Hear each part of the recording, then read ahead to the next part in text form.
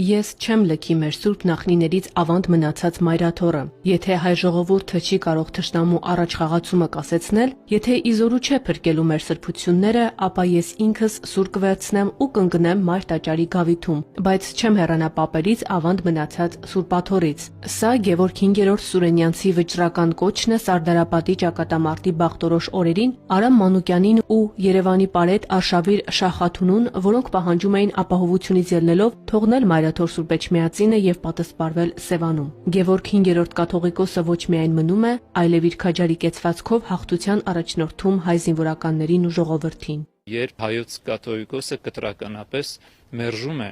այդ առաջարկը եւ ընդհակառակը ոգեշնչող մի խոսք է ասում, որը անմիջապես գրի է առնվում Մայրաթորի տպարանում, բազմացվում եւ հասցվում մարտադաշտ։ Եվ այս ամենով հանդերձ հայոց կաթողիկոսը դառնում է այն ոգին,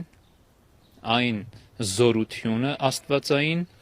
որ կասեցնում է մեր ազգի վախճանը, վերջնական կորուստը։ Գևորգ 5-րդ ամենայն հայոց կաթողիկոսի հրամանով մեկ շաբաթ շարունակ օրուգիշեր հնչում են հայոց եկեղեցիների զանգերը։ Անհրաժեշտ էր ոտքի հանել ժողովրդին։ Ոչնչացման խնդիրը հերթական անգամ բախում էր հայ ժողովրդի դուռը։ Սարդարապատի հերոսամարտին հայ ժողովրդի համար օրհասական այդ օրերին զինվորների, ինչպես նաև բազմաթիվ գյուղացիների ու մտավորականների կողքին խաչի փոխարեն զենքը ձեռքին մարտնչում էին նաև հոգևորականները։ Գևորգ 5-րդ կաթողիկոսի օրհնությամբ ռազմաճակատի առաջին գծում մայրաթոռի միաբանները նրանց քաջալերում եւ օրինակ էին ծառայում։